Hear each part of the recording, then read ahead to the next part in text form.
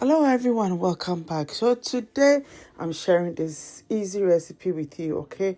I am sitting my somewhere. I started craving for condensed milk toffee. Meanwhile, I don't have condensed milk.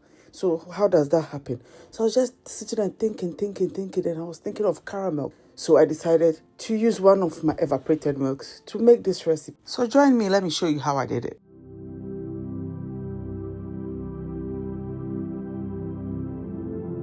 So to start this recipe, I added sugar to my saucepan. You can use frying pan if what you're going to make is not a lot, but I recommend you use a heavy base saucepan. I'm going to give you all the measurements in the description box, all right?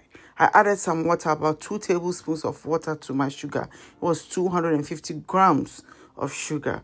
On a medium to low heat, let it boil gently until it turns golden, as you see here. Once the entire mixture changes to golden color, you add butter, which amounts to 30 grams, 15 to 30 grams of butter. Stir that in quickly. You have to work quickly here. Don't leave it, else it can burn.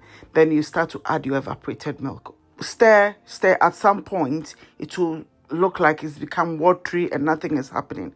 This process, I have cut the entire process down up to 4 minutes for you in this video. But this process takes a long time. It's not like quick fix condensed milk. No, the same time, right? So once you add all your evaporated milk, which is 400 milliliters of evaporated milk, or when you put it on the scale, you pour it in and it's 400 grams. That should be okay.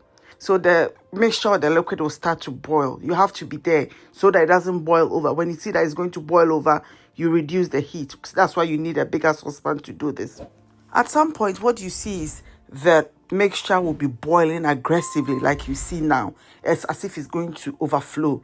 But no, it doesn't. If your saucepan is big enough for the content or the quantity you are making, it doesn't boil over. Okay, so it boils, comes up, then it goes down, comes up and goes down. It's very interesting. Then it starts to thicken. Right now, as you see me use the spatula to scrape around, it starts to thicken. You see that the mixture has thickened a little bit. So you keep on boiling it until it becomes thick like this. And depending on how chewy you want your condensed milk toffee, you keep on cooking it until it becomes very thick like this, as you see now. If you want it more chewy, you cook it until it is thicker, right?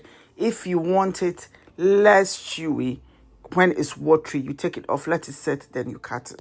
I have a different recipe similar that I'm going to bring to you. You know what I mean, okay? So once it's ready, I just transferred it onto a baking sheet. And that is how I always roll my condensed milk toffee. I do not, handle it directly like this. I put it on a baking sheet, cover it, roll it, then I'll cut it into long strips, and I'm able to roll it nicely. Sometimes I cut it into squares, actually. It's not always that I cut it into our regular, shapes, right? But today I'm going to do that. Sometimes I cut it into squares, as I mentioned earlier. So yeah, that is it, done. You just roll it, cut it any shape you like it, and then your condensed milk toffee is done. So you made condensed milk toffee today without condensed milk. So I hope you find this recipe very useful, and thank you all again for joining me. At this point, I'm only cutting away, and I've been eating this stuff since. And I will see you in the very next one. Bye.